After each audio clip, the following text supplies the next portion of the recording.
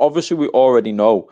We actually already know 3 definitive matches, don't we, that are happening at Day of Reckoning. So we know we've got the Gateway to Glory. We know we're supposed to be getting JJ and Asa. And we know that we're supposed to be getting Jeff Steele and Dicey Riley, right? So all 3 of them are absolutely monumental matches, and we've built them as such. So I just think it'd be overkill on one night. I can understand that. I mean, just look at what else is there.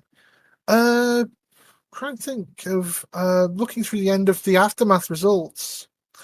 Are we not getting? I know this may have been hinted at, but I don't know whether it's confirmed or anything. Are we not getting Rex and Eddie again?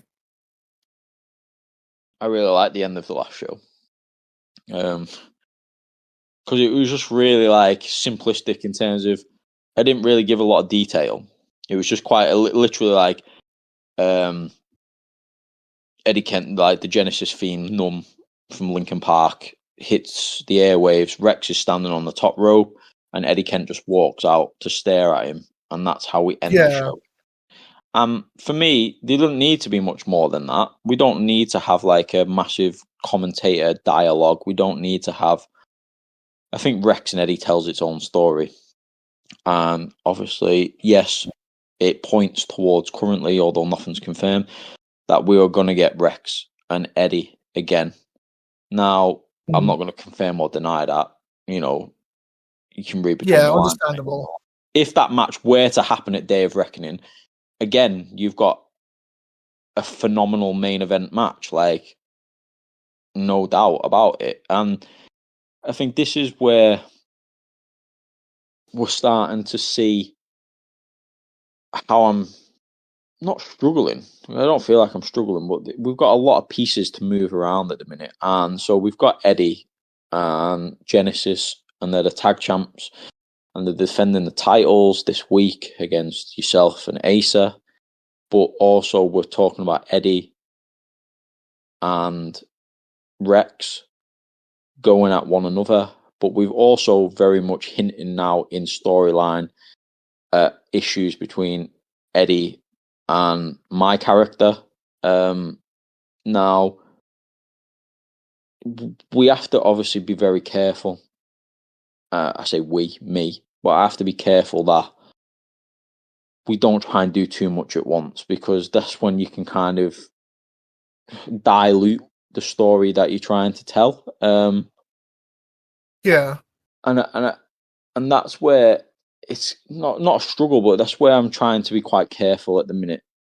I've got a lot that needs to happen in a fairly short period of time to get from point A to point B or whatever. And Eddie Kent's obviously integral to that, always has been integral to my plans because I'm a massive fan, and Ed's brilliant.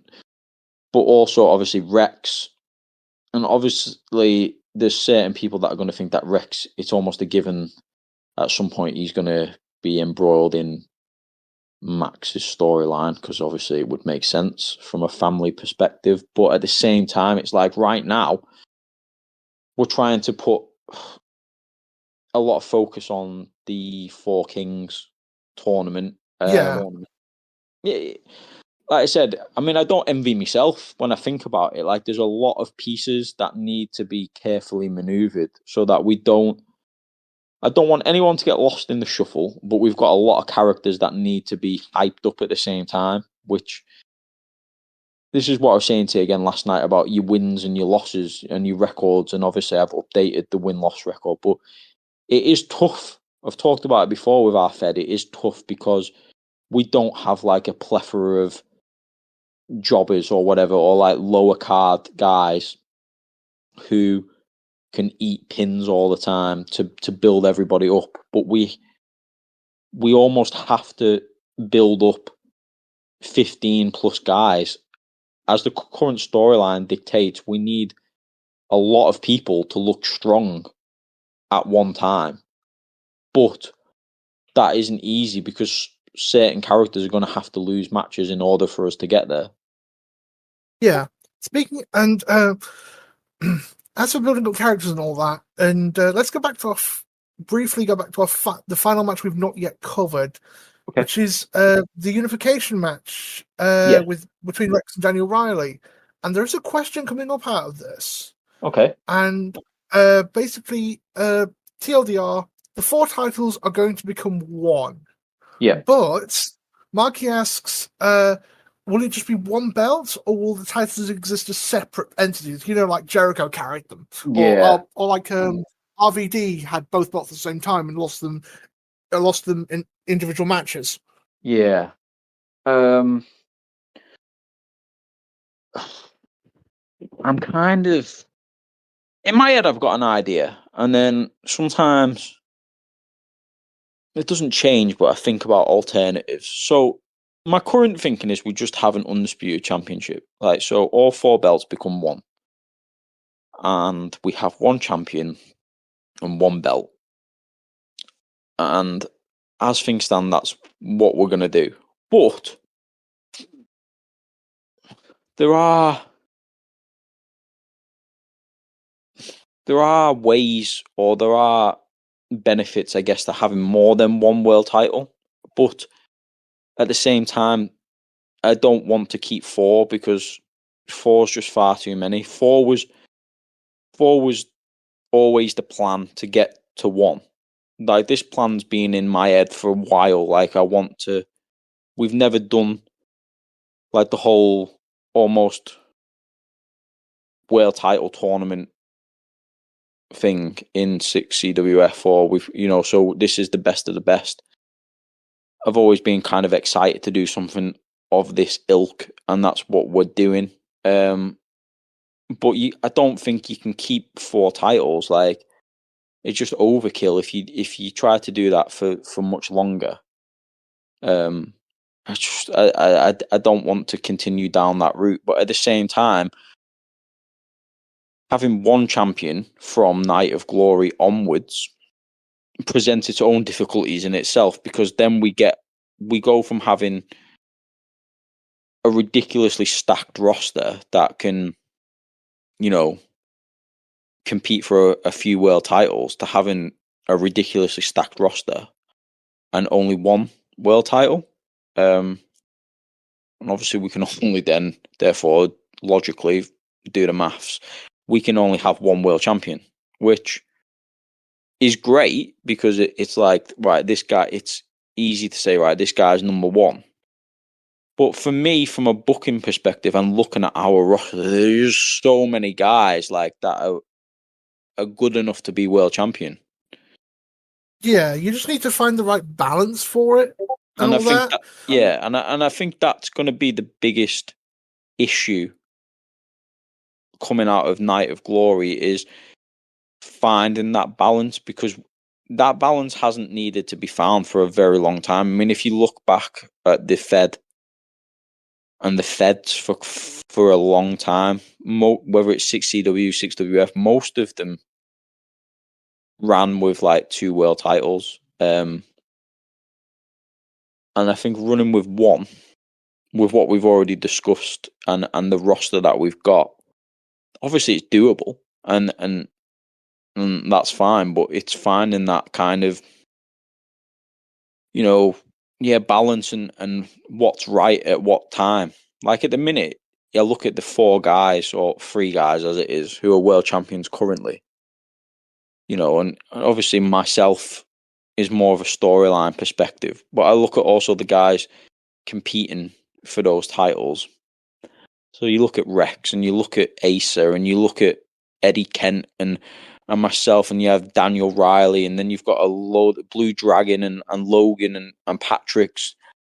And you could legitimately make a case for any of them being a world champion. So therefore, but only one of them is going to be able to have it come Night of Glory.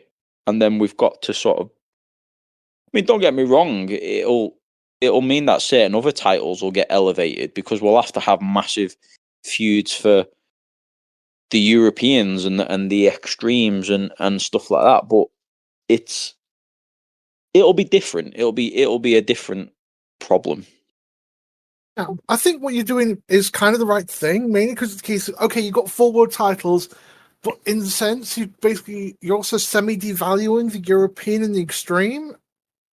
I get why. I get narrowing it down will put more focus on them and build them up further. I mean, I think 4 singles and a tag for the amount of people we've got. I think that's a kind of a right balance. Just literally like perfectly balanced for everything. So currently we've got 6, haven't we? We've got 4 world titles, 2 mid-card belts, and the tag titles, which is probably just a little bit too much. Yeah. But yeah, so if we go to 1 world title, then we're left with 3 titles and the tags. And that feels like too few. Yes, which probably leaves a gap for another. And then maybe I've thought about it, and there probably will be room for another, but what that will be as of yet, I'm not sure. I don't want to just bring in another world title because it kind of then defeats the purpose of the Four Kings tournament. Yeah. And I kind of like the idea of having a 1 world champion, because I think it's kind of, if you look at most like combat sports, whether even if it's sports entertainment or whatever, but even proper combat sports, MMA, UFC, boxing, if you talk to fans of any of those sports, it is kind of the consensus that they would like to see 1 legitimate world champion. So I think if we go for a realism, again, perspective, having 1 legitimate world champion at the top of our Fed probably makes it even more, like you said about prestige and value. I think that its value probably goes up even higher. But yeah, we need to find that. Yeah, but we need to find a way then to obviously bring a balance in. You need, maybe another title, but what title that is or what we do. Do we elevate one of the mid cards, like the European? Do we elevate that to almost like a semi-world title, and then do we bring in a lower, not a low card title, but like a very, very much mid card title for like you guys, especially the ones that are coming in? So I don't know. Yeah, I mean, continue. We've had obviously we've had many belts over the years. We've had the TV title. In 6WF we had the internet title, which obviously makes sense, I guess, from a perspective of being an EFED. Yeah. We've had UK championships, international championships, and all of them make sense, I guess. We also had the other one that's been playing on my mind recently, I guess, is what you call the Key to the Kingdom Championship that we introduced when we first restarted here in 2023. And the idea with that title is that you win it and you can cash that title in for a shot at the world title, but once it's gone kind of thing. But also you defend that title, you have to defend it against other people, so you may never get the world title shot. Yeah, this was a concept that, again, an idea that I took from Lucha Underground, which obviously I'll always kind of point people towards if they've not seen it, but they had what was called the Gift of the Gods Championship, which was effectively the same thing. So they'd win a title, they'd win that title, but you have to give a week's notice. So you have to tell the promoter and the champion that I'm going to challenge you next week. Or you can't cash it in. It's not like a Money in the Bank. You can't just cash it in after they've had a fight. You have to tell them in advance. Yeah, they've got a week. Yeah, you have to give them notice that you're going to face them. But then that's it. If you lose, you go to the back of the queue.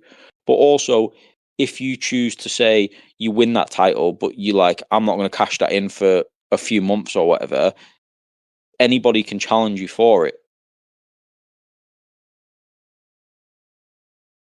Sorry, I'm just looking up just certain little statistics and all that, just trying to find out certain little things. I mean, have you managed? Have you seen? Have you looked at the Four Kings voting yet? I haven't looked at it for a few days. Why? What we're looking at now? No. I'm just looking to see who other people. I mean, who other people consider the current favourites. I'm going to go list like top 4 here. I mean, Rex is way out in front. Yeah, on 22%. Then you've got in a 3-way tie right now, the other kings being Eddie, Blue Dragon, and Asa. Yeah. With Liam Wood not far behind. And see, this is what I'm getting at. Like, I don't know you agree, but this is kind of where we're at as a Fed. Like, I do think we've got a lot of top guys, like, and a lot of like realistic possibilities, even in storyline terms. Those names, none of them would be out of place. Like, and there's a few more that for me, wouldn't be out of place in that match. And that's what makes it such a big deal, I think. Yeah. I think if you go for storylines, then yes, I can see why some of them people have been voted. Even more so than promo ability, I think Rex is just on a tear. So, it makes sense for him to be, and he's got 2 world titles right now. So obviously the odds are in his favor. I mean, I'm looking at all. I mean, the top 4 guys all basically. Top 5. I mean, top 5 literally just all been on tears, and we both praised them. Both praised the top 5. Yeah, and this is what I love about our Fed personally, because I think it's not just about my writing but where we're at as a Fed. I think all these people have done so well that it isn't limited to one name or 2 names. I think I've spoke about it before, like in the past. Not knocking anybody, because you only work with what you've got in any year, but there are certain booking periods where I think it was always like 1, 2, 3 guys like towards the top, and they may have been the best promoers, but they weren't. You don't always just have to go with the same promos all the time. Like, you've got to mix it up, and I think we've got that now. I think we've got top guys, but I think we've got a massive selection of where we can go, instead of just saying, right, well, he's always in the main event, so we'll have him. I think we've got options. We've got so many options.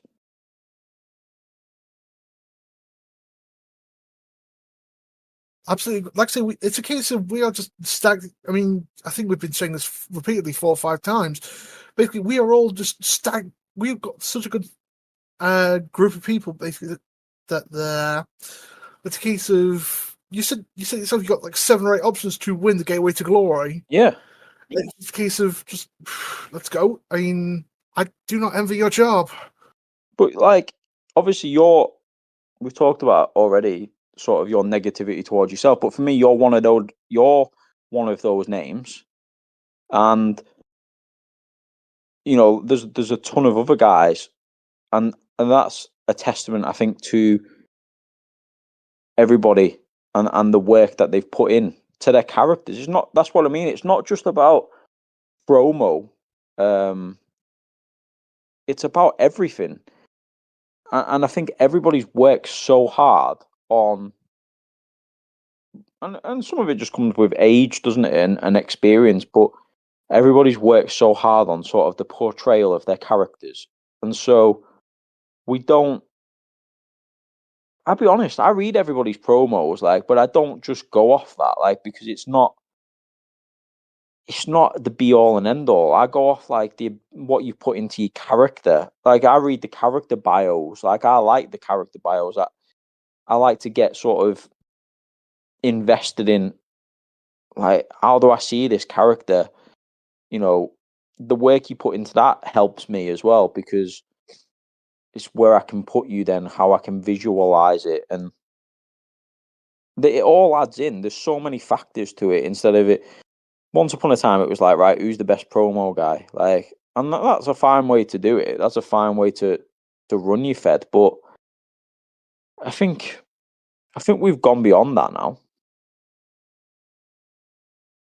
Like I say, I mean, everyone who, if everyone was in charge, I think we'd all run it like slightly differently. Yeah.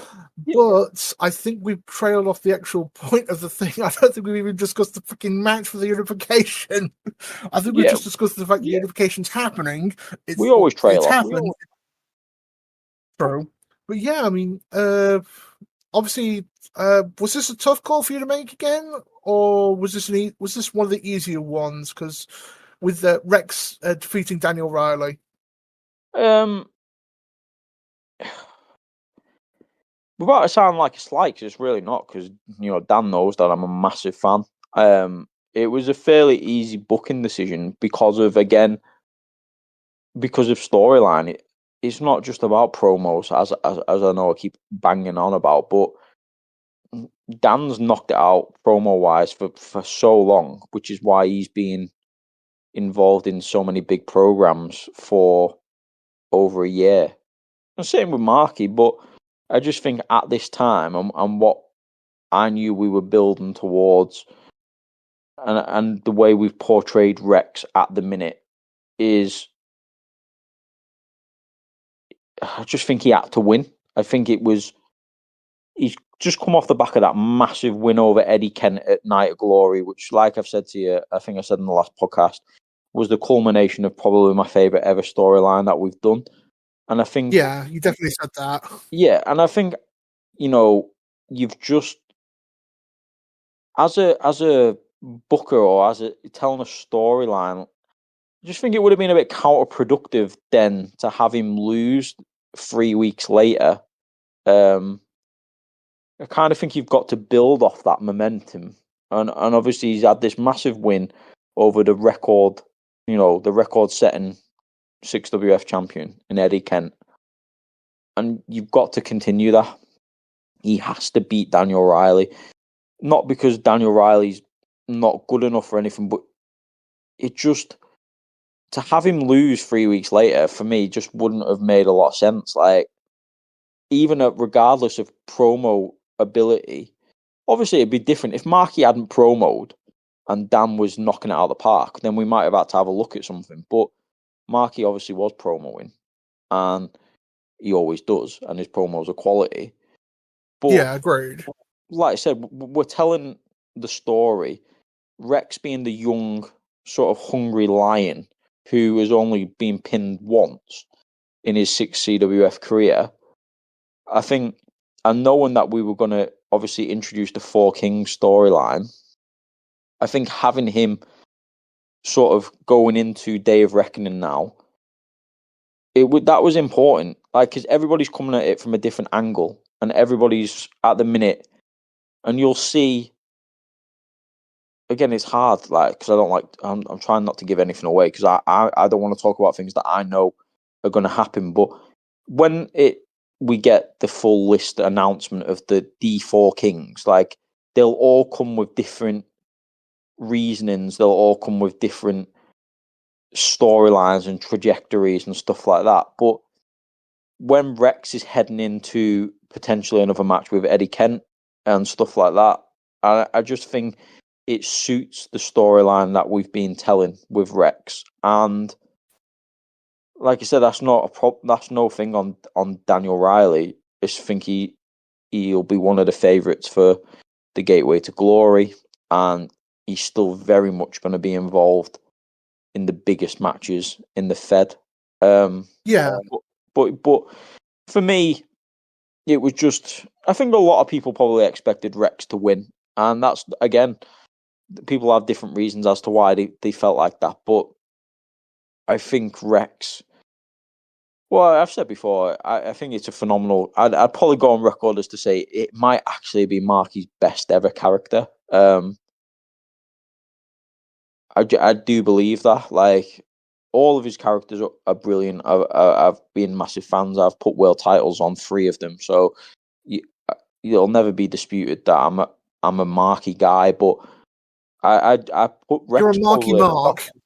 Yeah, I am, but I do think Rex has actually taken over as the number 1. I think that's his best ever creation.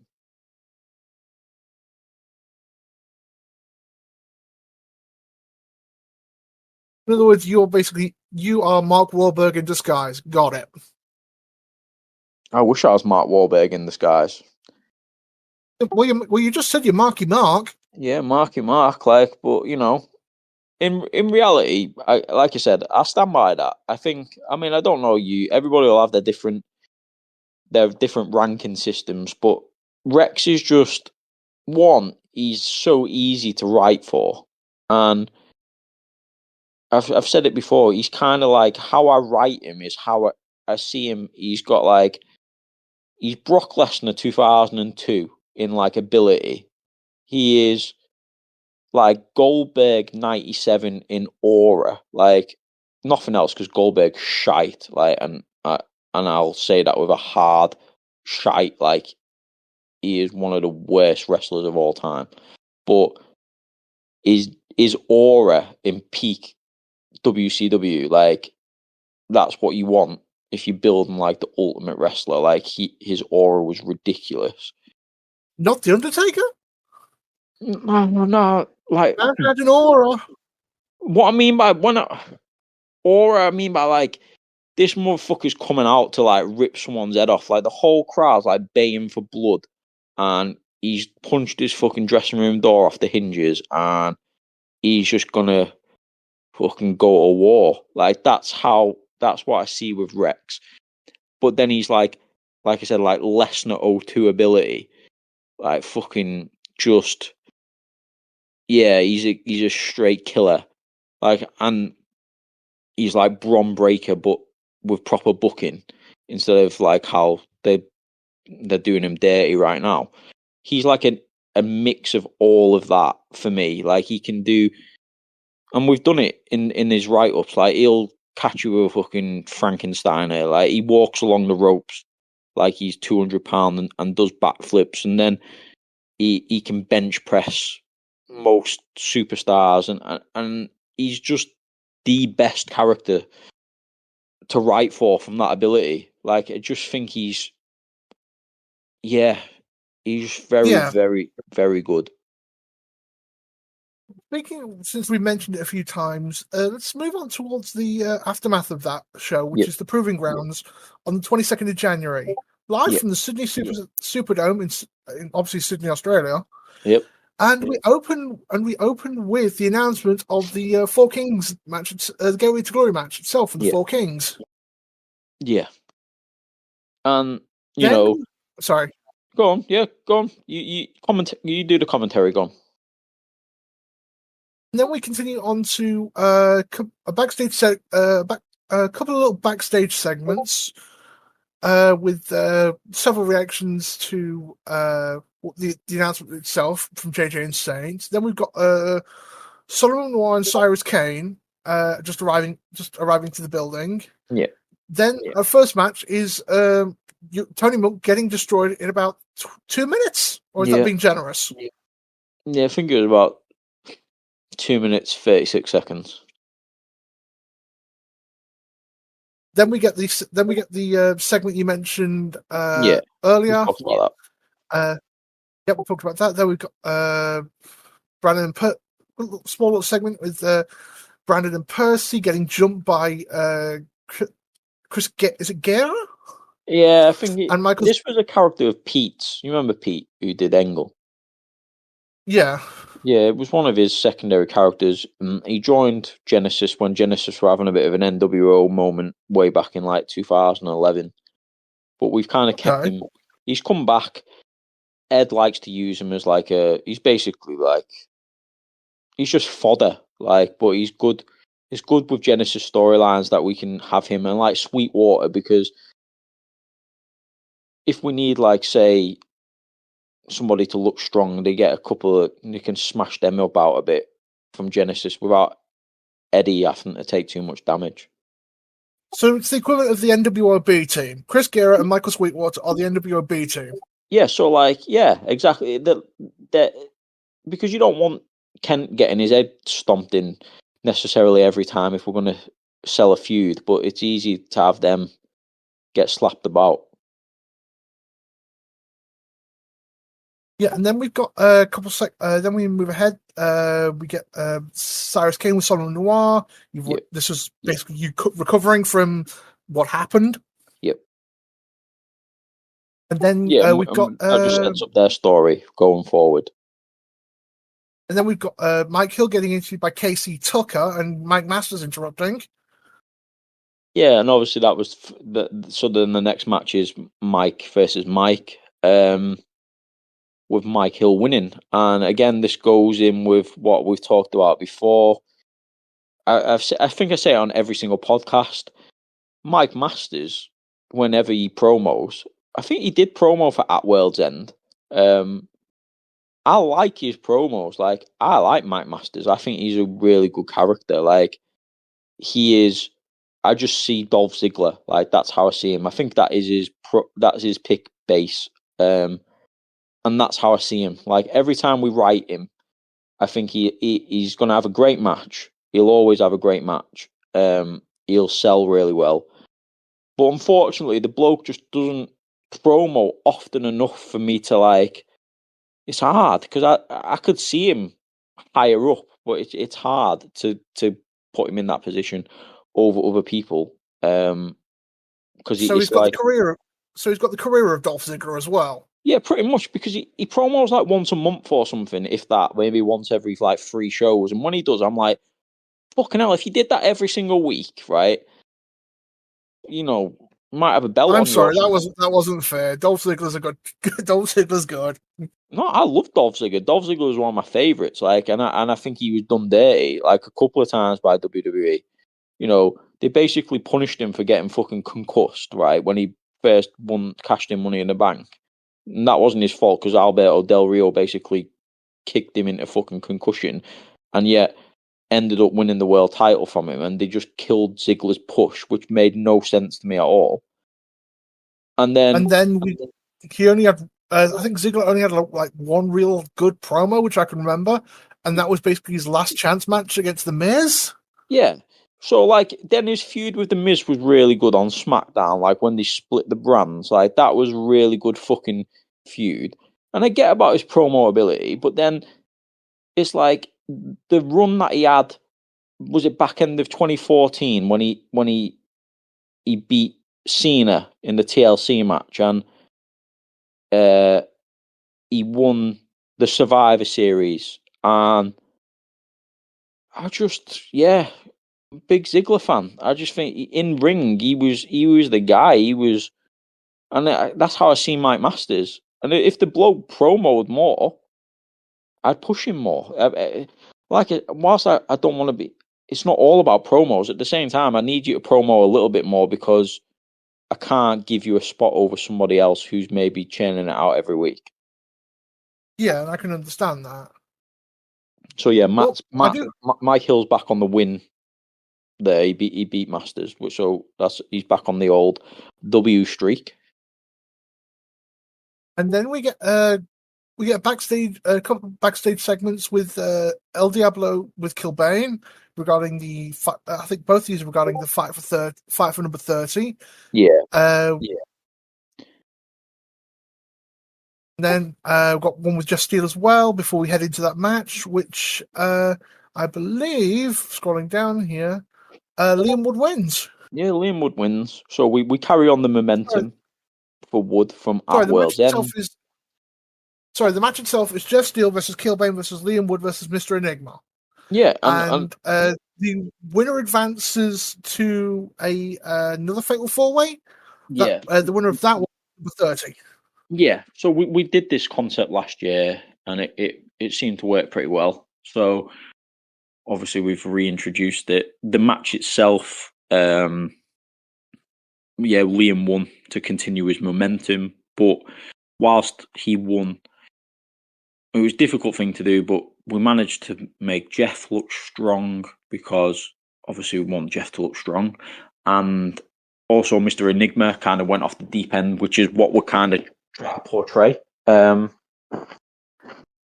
him. So you just want to carry on for a rundown minute, mate? I just need to nip to the lip. Yeah, sure. Yeah, and then we've got after Steel just misses out on stopping the final pin, we get a backstage segment between Miss Jessica and JJ Johnson, who obviously shady dealings are going afoot, obviously, because it's them, and well, it is a war at the minute. We then cut to myself arriving at the arena, seeing a note saying, supposedly from Clarissa saying, I need to explain at World's End on the roof. I'll be on the roof, which turns out was written by Saint, who then beats the crap out of me and kicks me down and gives me a Divine Force powerbomb on a stack of crates, taking me out of the match that I've got later on tonight. We're going to got another couple of backstage segments with Enigma getting a file from Andrews.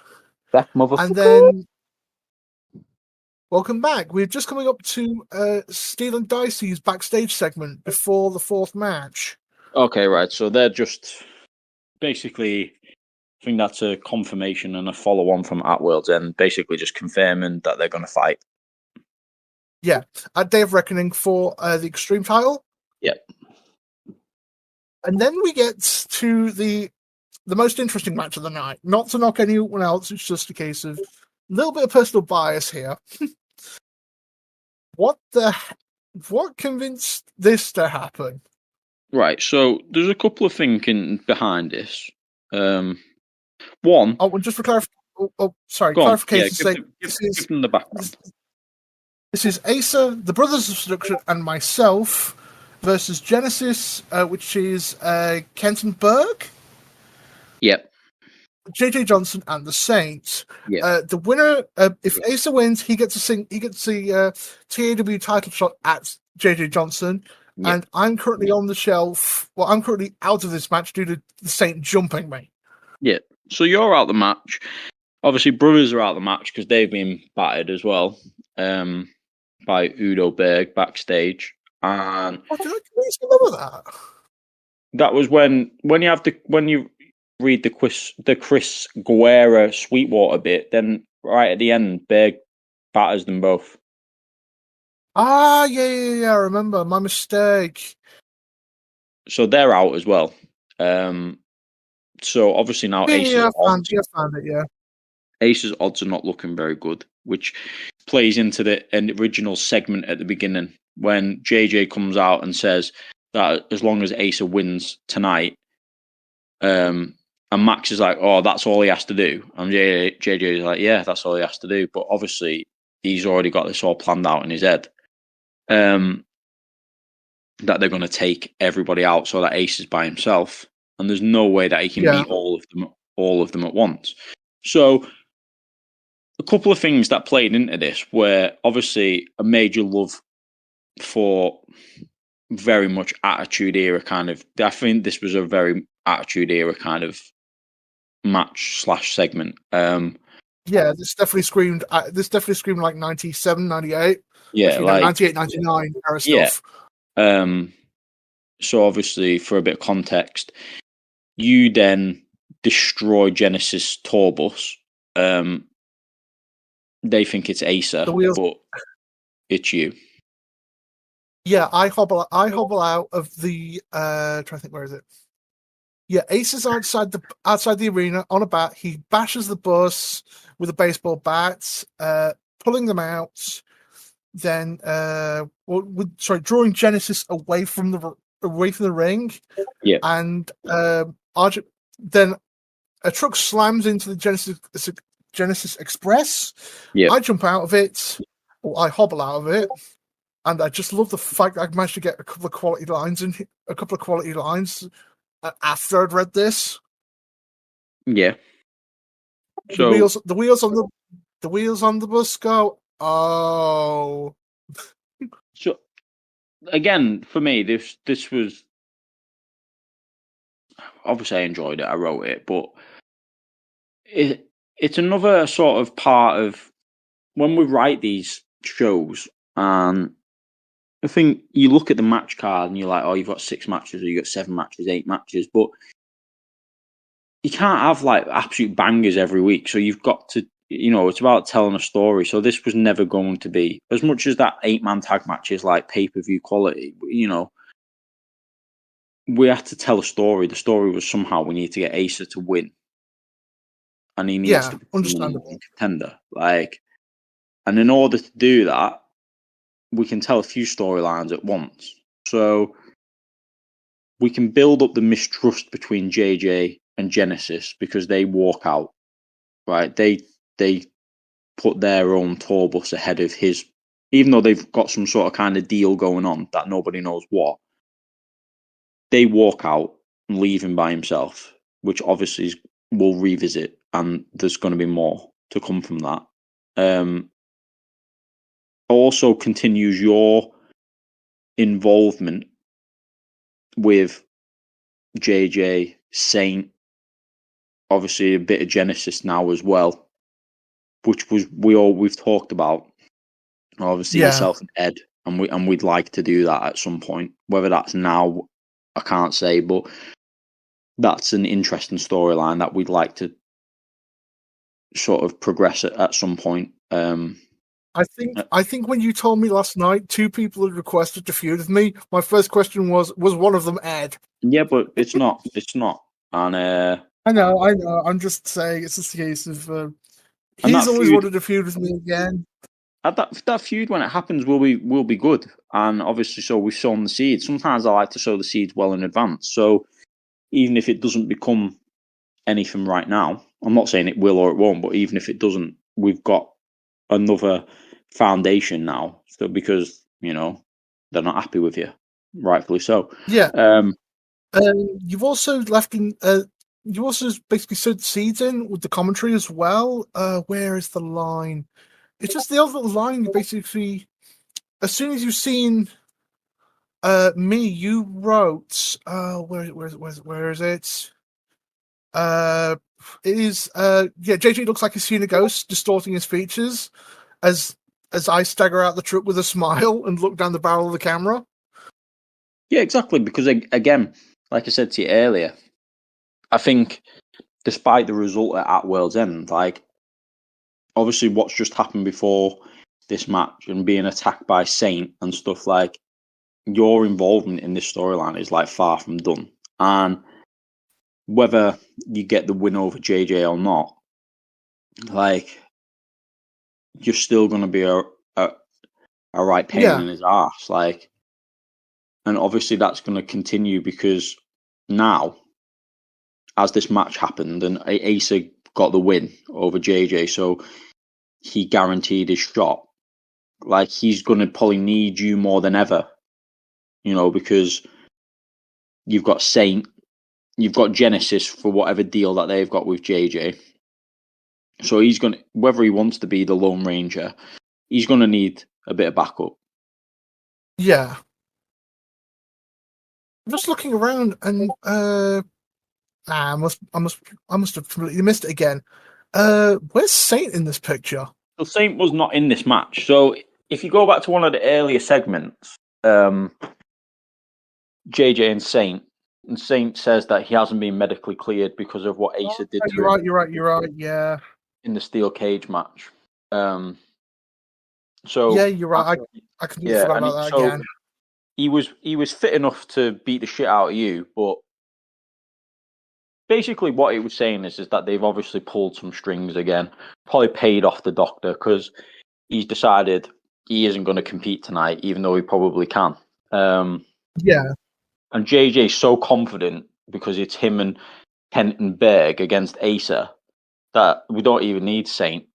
But in the end, you guys tricked us and got it done. Yeah. And then, after Asa ambushes... Yeah, and I can understand that. I apologize for missing it. No, it's fine, mate. It's a lot of segments sometimes. It's hard to always catch every know detail. Every single word. And then after that we get Asa and Ali basically going trying to find me, get me the fuck out of here. We see Blue Dragon arriving with a little bit of, and then we cut into the middle of that. We get Miss Jessica basically declaring me a dead man. Yep. And then after that, I get then after that, Clarissa comes and finds me, explains something. Don't know what it is. And for everyone else listening, I've got no idea what's going to happen. I've got no idea what. She's not told me a damn thing. She's pregnant. What? No, I'm joking. It's not that at all. Just leave the jokes to me, funny man. Yeah, I've got no idea what's going on. And then we cut down to another segment of Chris Patricks and Max Adamson with arguing over Logan's interference at World's End, which then cuts into Marty Helms protecting Matt. I'm quickly reading this through. Basically, Max questioning Chris Patrick's loyalties.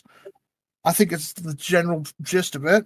Yeah, I personally, right, obviously I'm biased, but I love the Patricks Max interactions. They are not on the same kind of line, but they have certain similarities, I guess, with the Kevin Owens, Sami Zayn kind of.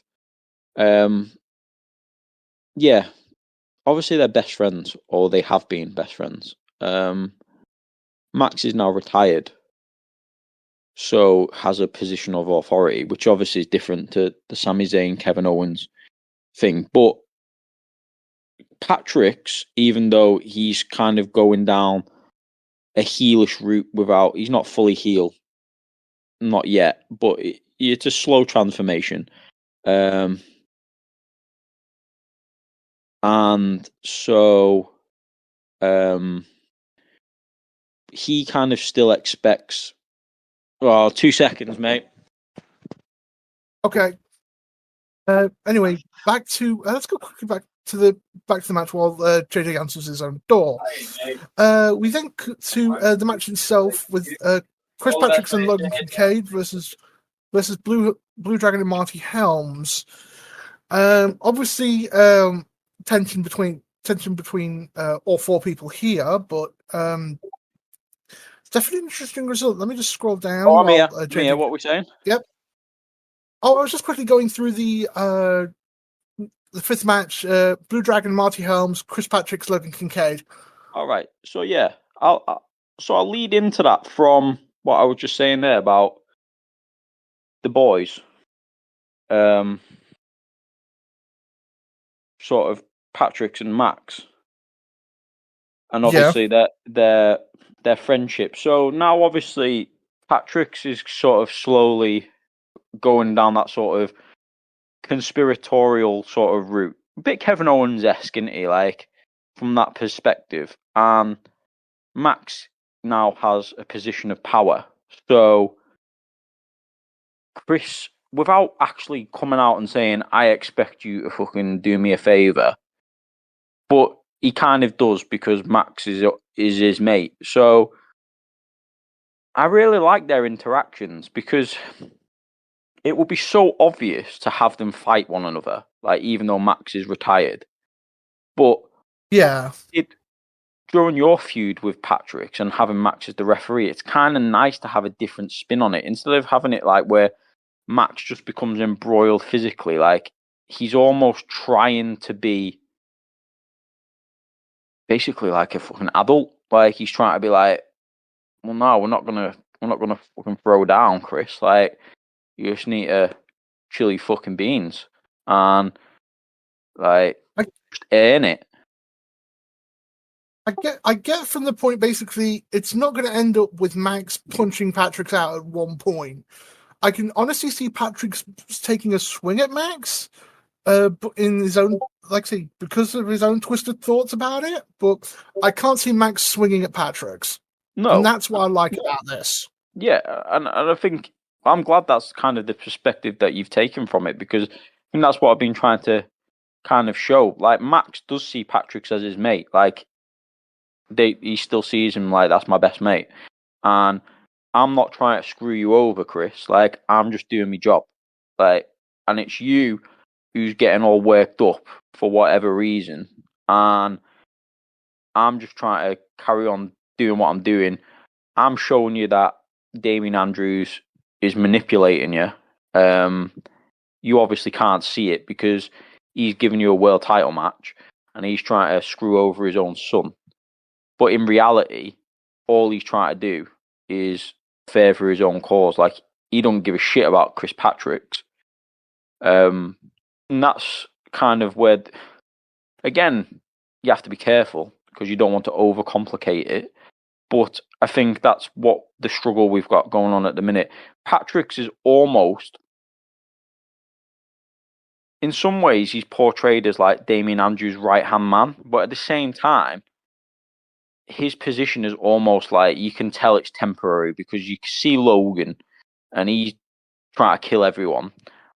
And even though Andrews is denying that he has any affiliation with Logan, kind of thing, or I've got no control over him, like, the viewers probably watching that and thinking, nah, they're definitely going to get on the same page at some point. And at that point, there's no way that Logan is going to play second fiddle to Chris Patrick's.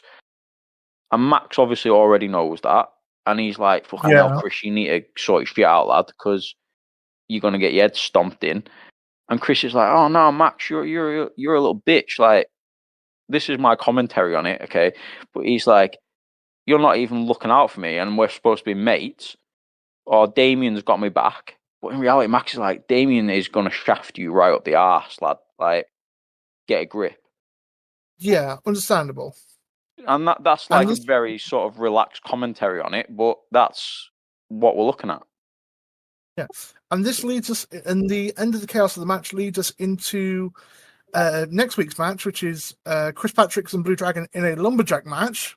Yeah. Which obviously means, well, everyone's going to be fighting, and it's not even going to be fun. It's not the fun kind of fighting. Well, mate, obviously, like, without even spoiler alerts, you know what you're going to get from that match. There's a reason that it's lumberjack match. Obviously, we're telling the story. We've already said, like, there's a war coming, sides. This is a perfect time, isn't it? You know, we're 2 weeks away, three shows away, whatever, from Day of Reckoning. This is basically just a really, and you know, I don't miss a chance. You know, my main events are famous. I love a clusterfuck main event, and yeah, it's probably what we're heading for. Like, I think Marky remarked on it last year, something about like, you know, none of the main events ever have like a fucking clean finish. I think there's only been one in the past like 6 months where one of the main events on Proving Grounds had like a clean finish, and God, that that's just what we like. We just like everyone to getting fucked up, and you know, this match is unlikely to be anything different. And then after that chaos has been cooled down, we have the announcement of Genesis defending their tag team titles against Asa and myself. Yeah, so that comes out of nowhere. Yeah, I was about to say, I have no idea where this came from. So, the thinking behind this is, obviously, you've sort of just destroyed their fucking butt. Yeah, I've pissed them off majorly. And they've decided they want revenge. So obviously we didn't tell this story like in front of the camera, but the idea being, or what I was trying to sell, was that they've said they want revenge, and whoever they've gone to get that revenge, maybe it's Max, maybe it's, has said, well, yeah, you can have it, but you're going to have to put the titles on the line. Yeah. That's kind of, yeah. That's kind of that, yeah. Then we get a little small thing with Scott Harris, just reinforcing. Yeah, it's just a placeholder, really.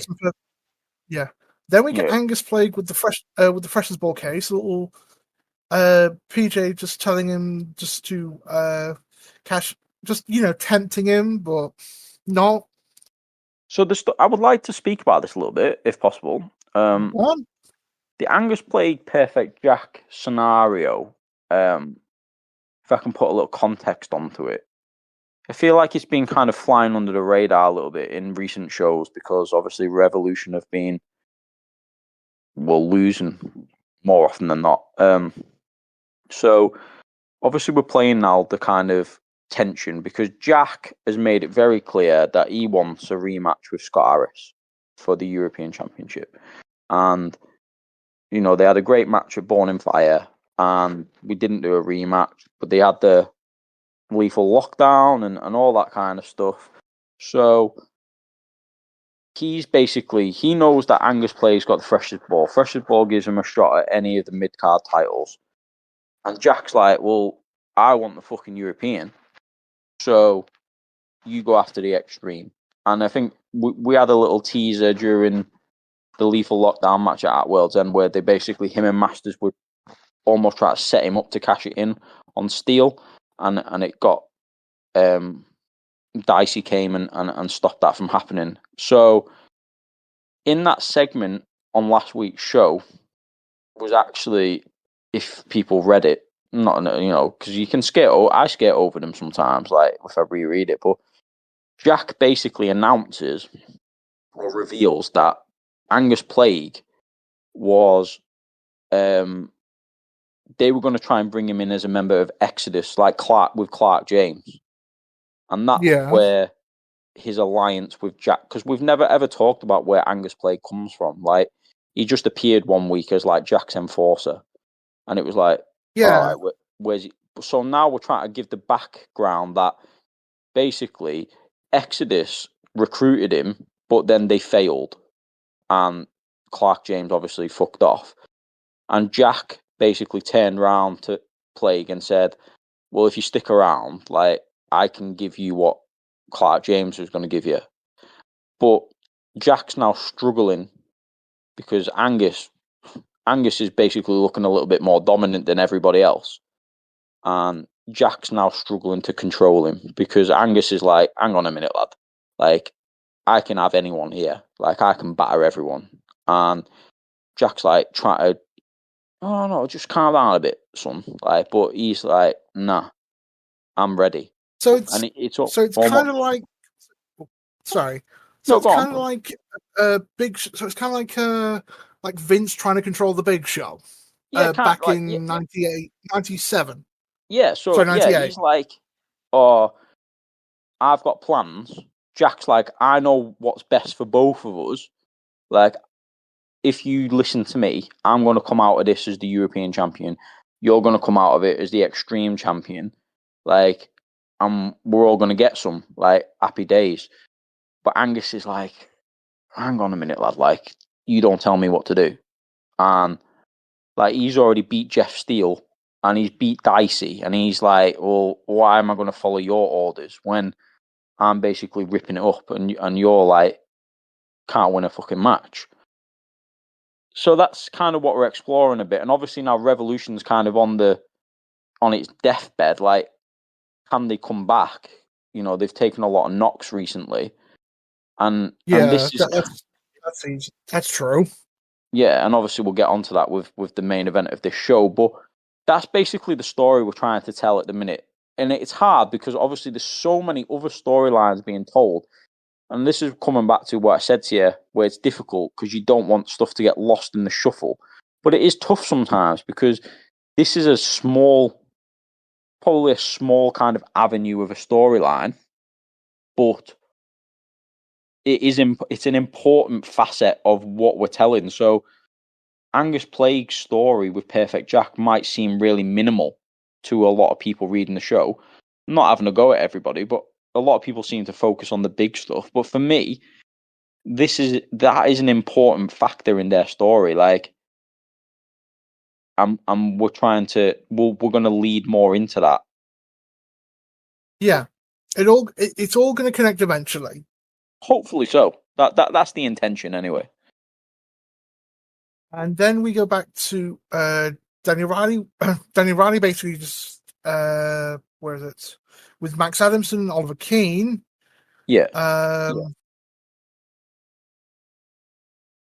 think it's basically Max telling him to fuck off. So basically, yes, the summarization of this is that, again, playing into the fact that Revolution are kind of on the ropes at the minute, that Oliver Keane, who is the agent of Daniel Riley left 6CWF and he took the world title with him and he went on this world tour, and Rex pursued him to bring him back for this unification match and this massive contract offer, like to re-sign and he can fight for the unification and all this kind of stuff. So Oliver Keane's been in his ear and he's like, fucking hell, like they're giving you the big cash here, so let's get back with them. And Riley's agreed because Keane's always steered him well in his career. He's always had the most success with Oliver Keane by his side. But so he's gone to Max and he's gone, right, I lost the unification, but obviously I get a rematch because that's like champion's prerogative. And Max is like, hang on a minute, son, like you didn't read the small print of this contract. You don't get no rematch. And Max just tells him to fuck off and earn it. So Keane, so now Riley's like, hang on a fucking minute, like Oliver Keane, that's your job. Like he's basically his Paul Heyman, and he's like, you didn't even read the fucking contract properly, and I don't get a rematch. Like, what's that shit? I'm now imagining Daniel Riley beating Oliver Keane with the contract, a la Brock Lesnar and Paul Heyman. Yeah, that's what I'm saying. So yeah, he's like, you fucked me here, lad, and so that's another avenue for us to explore going forward. And then after that, we've got Rex Anderson and the TA in backstage segments. Yeah, which obviously is a precursor to read between the lines of the return of the TA. Yeah, and then we have the final scene before the main event. And I think it's going to be obvious. We have no idea. Oh, speaking as a fan, we have no idea who the fuck this is. It's not who I think it is. Well, it's not. Well, I don't think it's who I think it is, but because that would just be like, what? Who do you think it is? I don't want to spoil it, but no, well, you're not spoiling it, are you? Because you don't know. Honestly, the only person that makes sense, but I don't think it's her, is because the early conversation that Clarissa had with me. Yeah. But I do not think that is Clarissa. I think personally, I know this is going to sound a bit weird. It is going back to Enigma's promo this morning, or Enigma's promo I read earlier on. I think her name's Angel. I think it might be her, but I have no idea. But that's just a complete shot in the dark. Is this a character in his promo? Yes. Right. Okay. I think she's mentioned in Enigma's promo part 2. Right. Okay. I think reading that and then looking, I think it's her, because Clarissa would not make sense here because she's not playing every single side. Or at least I hope not. Obviously, we can't reveal. Yeah, you can't say. You can't say anything, but it's going to be an interesting option. It's going to be interesting whoever it is, like this, because it's not very often, is it now, where we can kind of play that sort of role game. You know, I always like it. I'm a big fan, obviously, of like a mystery or like a whodunit or a, what is like. I like to give you, I give you the detail, like in terms of, so you all know, reading it, that there's somebody who potentially isn't who they seem to be, or they're doing something. So you know that's happening, but you don't know who it is. So then it makes it intriguing because when you read every other match or every other story, you're like, well, is it that person? It just creates a bit of a conflict, which I quite like. And then we lead onto the main event, which it's definitely a different style to what you've normally written. Because scroll back to the early matches. I mean, you've basically like inverted from like the style of the fifth match. So basically, you've gone like action all in quotes. I mean, was that because somebody else wrote it, or? Basically, when I've been writing the shows recently, like the weekly shows, I've kind of, without noticing, started to slip into a style that I've been writing. And I noticed it when I was doing the main event of that last show. So that's probably going to be more of the style going forward. It hasn't been a purposeful style, but basically there's basically 3 parts. There's like 3 parts to each quote. If you read it, that main event, there's basically like a few lines of action, then the commentators, then another few lines of action, then the commentators, then another few lines of action, and that's kind of how I've started doing it for the bigger matches. It wasn't an intentional thing, but going forward, it probably will be for. I was actually just referencing everything being in quotation marks up until the point of the end of the match. Yeah, but this is because, like I said, because the commentary is kind of part of that, of each bullet point. So I wanted to keep it all together instead of it all being spread out. Like it's I just can understand that. I know it looks completely different. Like you said, you've got a style all the way through the show, and then in the main event we changed it, and there's no like sort of storyline there. The only way it changed was because I kind of caught myself, and I was like, "Hang on a minute, we're developing a style here, so we're gonna present it in that way." So yeah, as in terms of going off what I was saying earlier about Marky giving it a biggin about me not having clean finishes to my proving ground shows. This is a very, very clean finish. And obviously, the victory goes to Rex and the TA.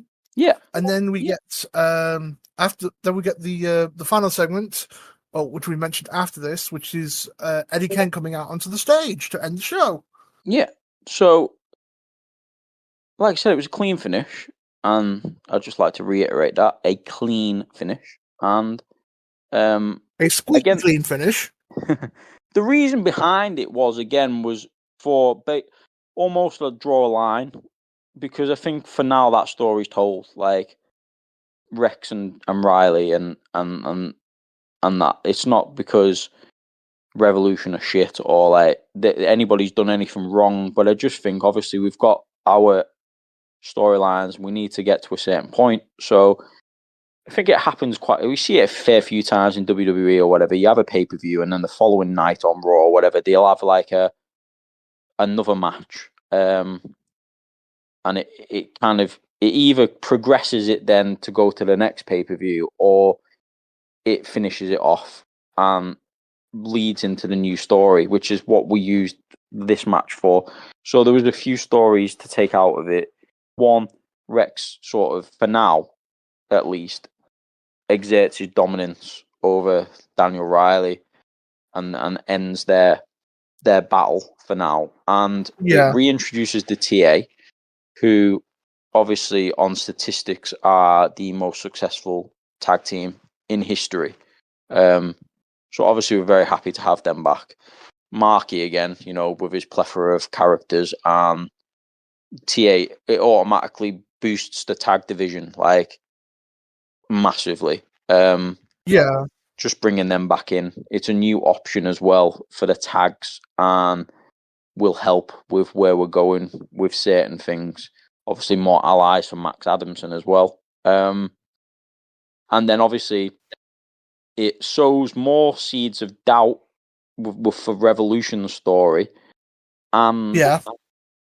and then at the end we lead into, oh, hang on, here's fucking Eddie. Like, where are we going now? Like, and I think for me, as I said earlier, that would be that imagery. That's a great way to end the show. Like, you don't need me to write reams and reams of the commentators like fucking, going mad. Like, because sometimes I think that's a bit overkill. Even when I'm watching the shows on TV, sometimes you don't need the commentators to say nothing. Like, you just need that visual. You need, like, I don't need anybody to say anything about Rex and Kent staring each other down. It's very fucking obvious why Kent's out there. Like, yeah, it's in Rex's home city. So again, the reaction is going to be absolutely massive. And it's not a right. Well, this is when's this going to happen? So it leads you now because that Eddie and Genesis are facing yourself and Acer in the next show.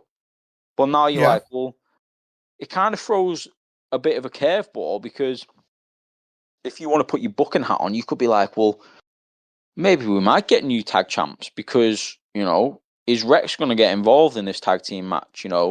Is there going to be a comeback on, why he was out there? At the same time, obviously, you might be thinking on the opposite side, are JJ and Saint going to get involved? There's a lot of variables and combustible elements to that.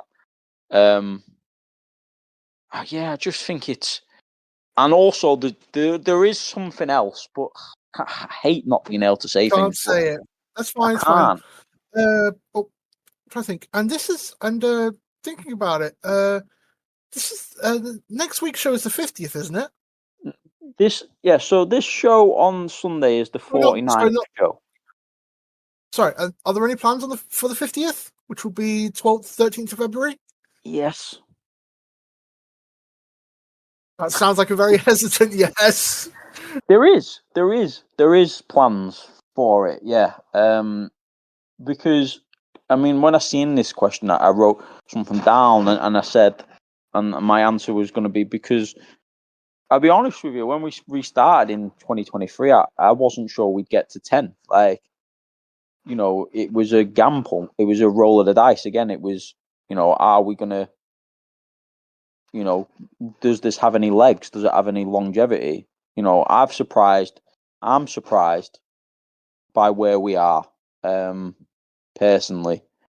Like, if you'd have said in May 2023, when I started just sort of putting the feelers out that we'd be, end of January 2025 and not only still be going, but probably in one of the best positions that we've been in for a very, very long time. Like, I wouldn't have believed it. Because it's just that I thought it'd be like a base. We might get a year if we were lucky. And obviously we've gone past that. Yeah, it's been to be honest, it's been very successful, and I hope it doesn't slow down. To be honest. But let's have a quick look at the next week's. Let's have a look at the card coming up in a couple of days, just so people can hear it out. Yep. Opening the show, we've got Genesis defending against Acer and the tag team championships against Acer and myself. Mm-hmm. We have 2 fight for the 30 matches. The first one being Angus Plague, the TA, and Perfect Jack. Yep. The second one being Riley, Mike Hill, Mike Masters, Scott Harris. Yep. That one's definitely an interesting one. We've got Jeff Steele versus Liam Wood. Yep. And then we've got Enigma and Solomon War versus a mystery tag team. Yep. Part of me wants to say that's JJ and Saint, but I don't think it is. And then the main event, we've got the Lumberjack match with Blue Dragon defending his 6CW World Championship against Chris Patrick's once again. So, obviously, it's a massive card.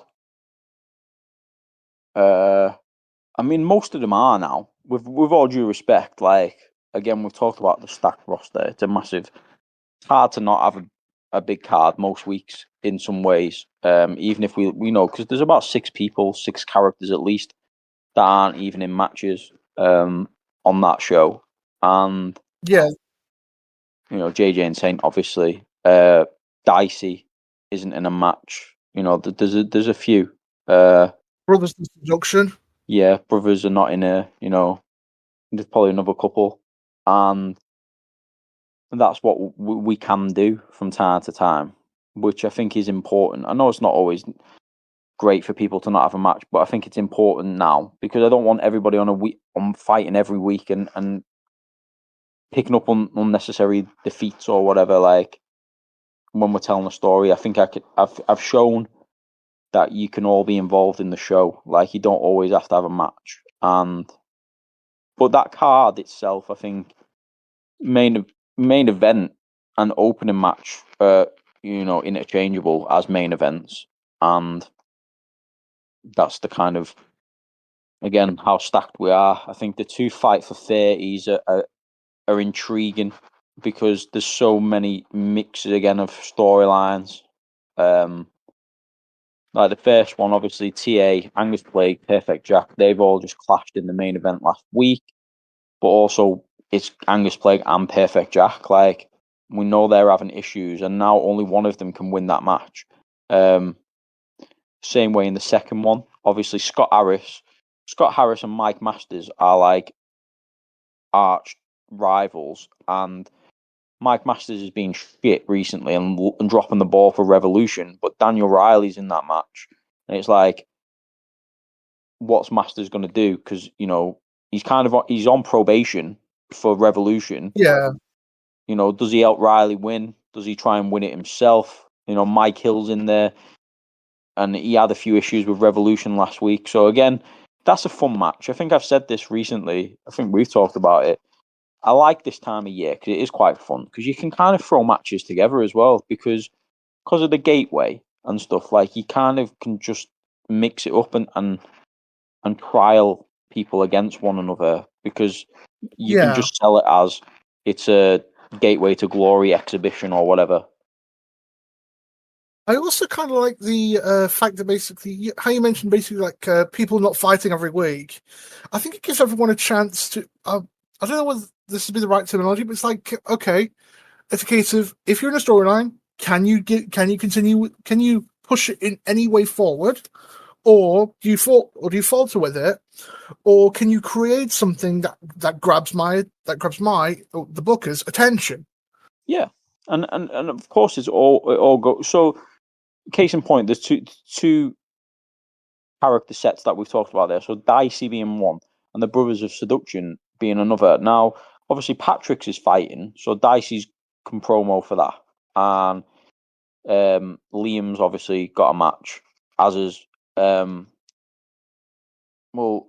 isn't on the card either, is he? So no, he's not. Yeah. So again, these are big people, big names that are not, but they're obviously going to be involved in the show. Now, the handlers have got other characters that they can promo for, and like Max has still got Jackson, and So Good they named him twice, and Frank Horrigan to promo for a match, but they've all got storylines. So Dicey, even though he's not got a match, he's facing Jeff Steele at Day of Reckoning. So, like you said there, he's still got a storyline.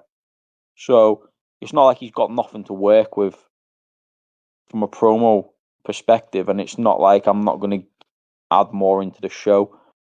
But you just don't need. I just don't think you need to be fighting every week. But what I'm saying is, it can be seen as like a test. Basically, okay. See if, for example, Asa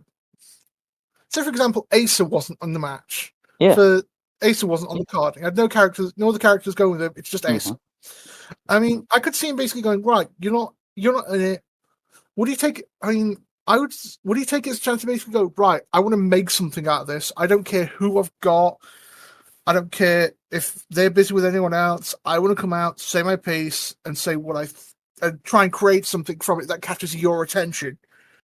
Well, yeah, and this is where I'll go back to what we were talking about earlier about promos and stuff and about back and forths and everything like that. Like, when it comes to promos and the weekly or bi-weekly threads or whatever like that we put up. Like, you do fucking you. Like, in terms of just because you're facing, like, I don't know, you're facing Jeff Steele this week or whatever, doesn't mean you have to promo with Jeff Steele. Like, I'm not. There's no set thing. Like, so there, you like say about Asa, if he didn't have a match and he wanted to have a back and forth with Liam, for example, crack on, because that happens, doesn't it? Like, in a real wrestling fed, not every promo that happens in the ring is between the two people that are going to fight that night, or like, you can still have interactions with other people, and I'm fine with that. Like, I don't, like I said, there's no unwritten rule that says, "Oh, you haven't got a match, so you can't promo against somebody that's got a match." Like, if you fancy it and they're up for it, crack on. And then on that positive note, I think, like I said, we've answered everyone's questions for this week. I mean, let's have a look towards the future. I mean, I know last time we predicted we wanted to get something done where we were going to rewrite a like 2008 in our own ways, and basically, if we had the card, and we all get that done, that took my co-host here 1 month to get to me the sheet of all the names and all the people on it. You're lucky. That's. It takes me 6 weeks to respond to a text message, mate. Like, so. I reminded you 4 times. Well, you should ask me 5, shouldn't you? Do you know what I mean? Like, where's the money? Where's the money? She keeps asking me, where's the... It's the Fat Tony Pretzel quote. Yeah, but you got it in the end, didn't you? Have you got it now? It was meant to be for this show. You gave it to me 4 days ago. Don't know what you're whinging about, lad, to be honest with you. Like, you've got it now. Oh. Yeah, okay. And I'm going to need a minimum of 2 weeks to look over it and get something done. Well, now it's you, isn't it? You're postponing it now. It's nothing to do with me. No, I'm saying we're going to do it as our own special show, not connected to the VIP Productions. But I don't know what I'm going to call it. A look back to the past. I don't know. JJ and Robert rewrite shit. I don't know. But call it whatever you want. I don't mind. Literally, it's a case of that will be our next show, where we basically run down the roster we've got, who we've got in it, the matches. Basically, so we don't take like 4 hours for each card. Basically, going over pay-per-views, how do we roughly get to them, and what we do, and basically like mine and JJ's alternate history month. Yeah, basically, we'll like slag off all the old booking. Like, you will. That everybody was really shit back then. Saint, and yeah, and how it would have been done better. I'll just say this is how I would have done it. No offense to previous bookers, but it was a cluster. Oh, no offense, man. Just tell them it was shit. Like, and mostly we've already discussed this. River was mostly to blame, and that's just how it is. But it's no slight on anyone, really. Like, I've always said, take it with a pinch of salt what I say. Like, I think we wouldn't be here without all them people, whether it was good, bad, indifferent, whatever. Like, I've got a lot of time for anybody that's, helped the Fed to carry on. So even if I don't agree with their booking, like, thanks very much for your efforts. It's a case of how I would book. It's a case of Adam Blom. We are both being Adam Blom PA, and it's a case of here's how I would book it better because I'm a smart ass. Who's that? Who's Blom PA? Oh, you've not been. Oh, okay. I've got to introduce you to that afterwards. But anyway, like I say, I think we're about done for now because we've going up close to 3.5 hours. Oh, okay, right. So just before we close off, can I just take the take the stand for a minute? So this is just away from like e-fedding, really. This is just like might roll your eyes, or whatever. It's a bit cliched and that, but I just like to take a moment to sort of talk about mental health and, like, especially in men, because I think, like, obviously it's still like a massive taboo, and like a lot of people don't like talking about their feelings and stuff, and like I just want everybody to know, like, in our bed and that if you want to ever drop a message, just talk about anything. Like, don't ever feel like you can't, or if anyone's struggling, because we're like a community, and I consider it a family, and I don't want anybody ever, like, on their own and thinking that they can't reach out or anything like that. Because at the end of the day, like, I want everybody to be okay. And so just know that, obviously, myself and others, like, it's not just, but like, I'm here. If you just drop me a line. Like, just don't ever think that it's stupid or soft or anything to reach out and talk. I agree. I absolutely agree with those sentiments. I mean, my DMs are always going to be open for people. If you just want to, I don't know, chat, vent. I don't know. Just literally just. I mean, I've done it with JJ. I've done it with Ed. I've done it with a couple. I mean, Marky's even been in his own way helpful. Yeah. Look, we're a community. I don't care. Like, well, we can talk shit. Like, it doesn't matter. Like, I'm not bothered. But I don't want anyone. Like, I've been there, and this is not. I've been at the very bottom. I've had massive struggles in my life and stuff like that, and it's not easy. And just saying to somebody, you just fucking suck it up, or whatever, like, that doesn't work. But I just want everybody to know, like, just, yeah, you're not by yourself, and just reach out. That's sentiment.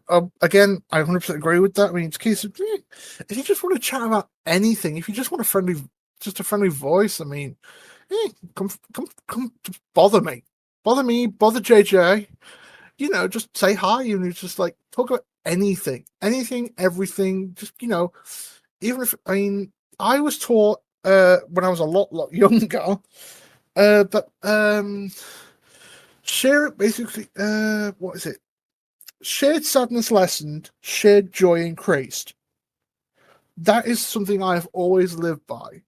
So even I don't follow it all the time, but it's a case of I know there's people around me, the people I know that can just help out and just go with that understand that mantra and go with it, and just realizing just talking about anything helps. Yep, I fully agree, and that's all I wanted to get across to everybody. Like, we've all got our lives. We've all probably got people in our lives that we can reach out to and stuff. But sometimes, like, and I've found this and stuff, like, sometimes talking to somebody that you don't really know can be helpful. And like I said, there's no judgment. I've been there, and I know, but I just would hate to think, we're all having a good time on V2 and that, and we're doing our promos and reading the shows and all this kind of stuff, but behind the scenes and behind all the screens and everything are real people with real struggles. And like, I wouldn't want anybody to ever be struggling and think I've got nobody to talk to or nobody to turn to. Just like, we're here. And on that very poignant and important note, this is probably going to wrap it up, because I don't know how long until that little mini episode will be, but I think the next major episode we'll be covering will be after the Day of Reckoning. Yeah, so I think if we can fit something in February to do with like the mini episodes, and then it'll probably be like mid-March, won't it? When we do, I can't remember the date, but I think it'll be around mid-March when we do Day of Reckoning, sort of. That's the 11th. That's the 11th to the 13th. You've got it down here for. Yeah, exactly 3 days. Remember, but sometime after that we'll do the sort of review of that. Yeah, And obviously, well, we hope you've enjoyed listening to us. We've enjoyed doing this, and that will be all. That will be all from me today. So take care, everybody. Goodbye. Yeah. Take it easy, guys. See you later.